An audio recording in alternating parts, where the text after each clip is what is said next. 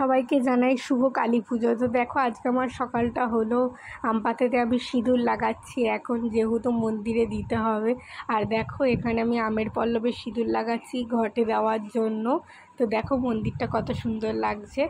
তারপর আমি ভোগ বানাচ্ছি, দেখো ঠাকুরের জন্য সমস্ত সবজি কেটেছি। তারপরে দেখো এগুলো আমাদের ভাজাও হয়ে গিয়েছে। তারপর আমি সাজিয়ে নিচ্ছিলাম, আলু ফুলকপির ডালনাও করেছিলাম। তারপর দেখো ঠাকুরের জন্য আমি ভোগ নিয়ে চলে আসছি ঘর থেকে মন্দিরে দেব বলে। তো দেখো যা যা করেছিলাম সবই ঠাকুরকে দেব বলে চলে এসেছি। তো দেখো এখানে আমাদের পূজা শুরু হয়ে গিয়েছে। সহসা পরমা দেবী শতমূলা শত অঙ্কুরা সর্বতোহর দেবী পাপং দুঃপাদুঃসব প্রণাশিনী। ওম। আমি এখানে দেখো অলক্ষ্মীকে রেডি করে নিচ্ছি।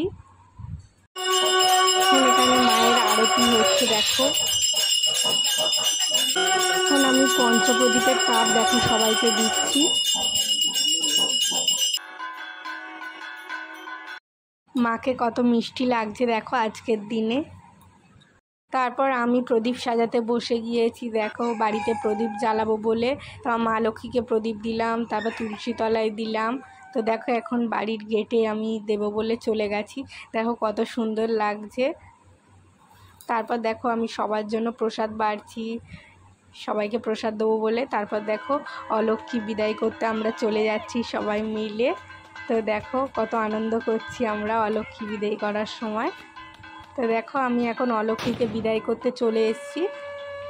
এই দেখো, তোমাদেরও এই নিয়মটা হয় কিনা অবশ্যই জানাবে তোমরা। সব শেষে এখন আমি একটু প্রসাদ খেয়ে নিচ্ছি। তারপর দেখো ছেলে বাজি পোড়াচ্ছে কীভাবে, তারপর আমি একটু রং মশাল পুড়িয়ে নিলাম। তারপর দেখো এখানে আমরা দড়িবাজি ফাটাচ্ছিলাম, কত আনন্দ করছিলাম সবাই মিলে। তারপর দেখো আমরা ওপরে গিয়ে ছাদে গিয়ে রকেট ফাটাচ্ছি সবাই। আর দেখো আমরা ভিডিও করছি। আর এই দেখো এখানে একটা ফানুস উড়ছে।